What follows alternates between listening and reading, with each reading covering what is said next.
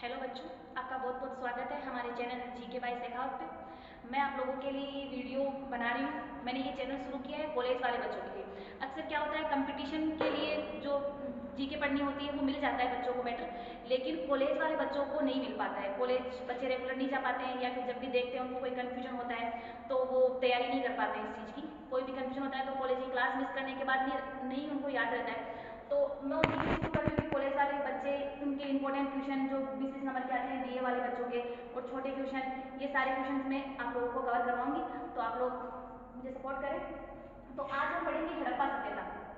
ये BA first year में भी है। फर्स्ट पेपर में 20 नंबर का क्वेश्चन आता है। हड़प्पा सभ्यता का क्वेश्चन 20 नंबर का आता है।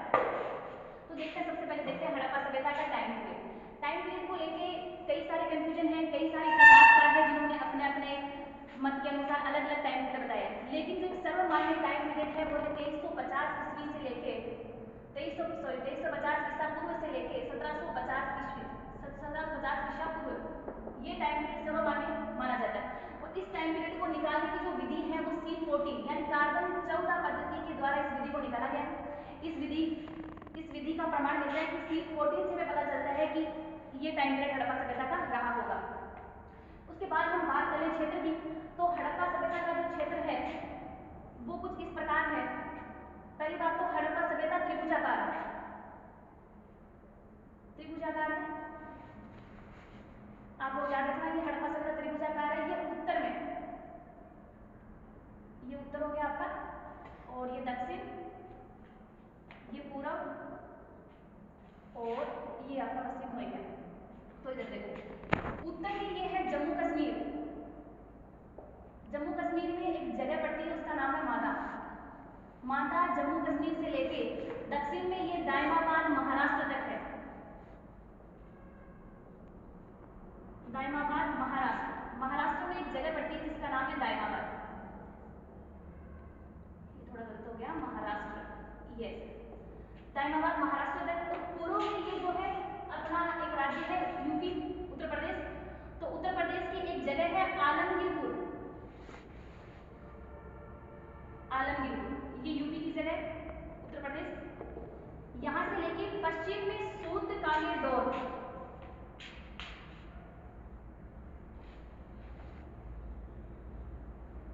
बलूचिस्तान।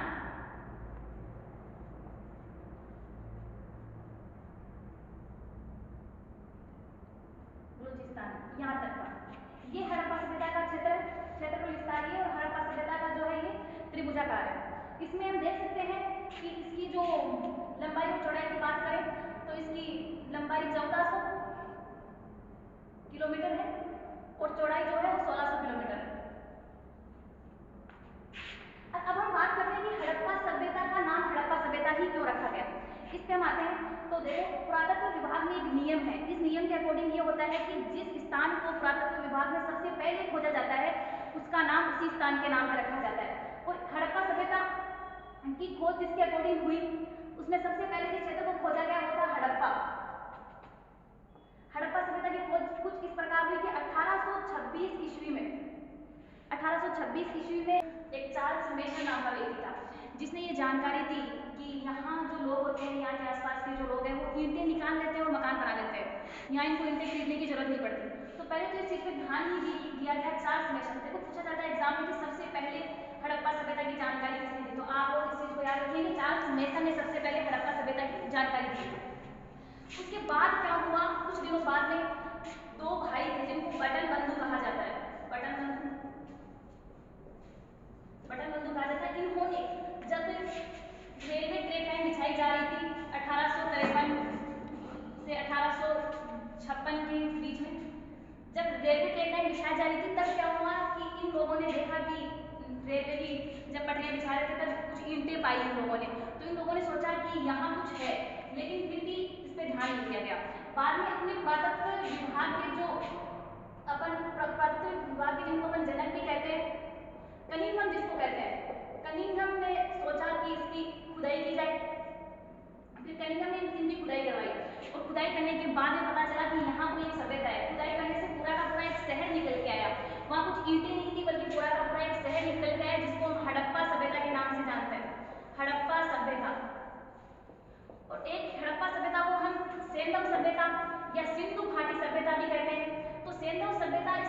इसका रीजन ये है कि ये अधिकांश जो इसके क्षेत्र है वो सिंधु घाटी के जो किनारे बसे हुए हैं, इस वजह से इसको सिंधु नदी के किनारे बसे होने की वजह से इसको सिंधु घाटी सभ्यता या सिंधु सभ्यता भी कहा जाता है।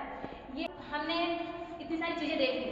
अब हम देखेंगे हड़प्पा सभ्यता की जो वास्तविक और ढंग से खुदाई कब से हुई। तो हड़प्पा सभ्यता की खोज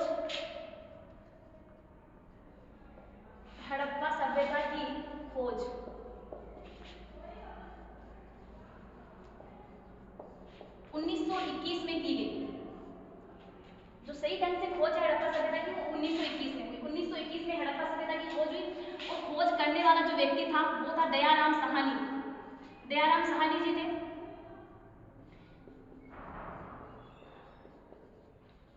इनके निर्देशन में हड़प्पा सभ्यता की खोज की गई, ठीक है। और उसके जस्ट बाद में एक क्षेत्र था जिसका नाम है मोहनजोदड़ो।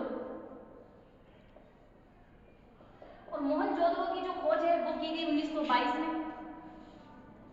1922 में की गई और इनके जो निर्देशक थे, जिनके निर्देशन में खोज हुई वो थे राघव दास बनर्जी।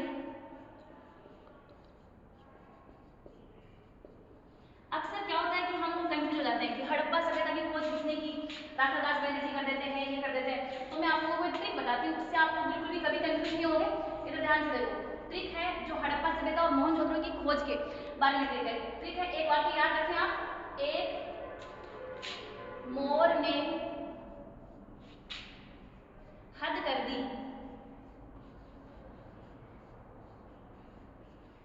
एक मोर ने हद कर दी, आप ये वाक्य याद रखें, आपको इससे पूरी ट्रिक पता चल जाएगी। इसमें ना तो एक का कोई महत्व है, इसमें एक का कोई महत्व नहीं। इसको आप क्रॉस करें, मोर से देखो, मोर से मोहनजोदड़ो हो रहा है, तो ये मोहनजोदड़ो हो रहा है। और रे से राघव दास बनर्जी, राघव दास बनर्जी। और इसमें देखो हद, हद से आप हड़प्पा कर लेंगे और द से आप दयाराम साहनी।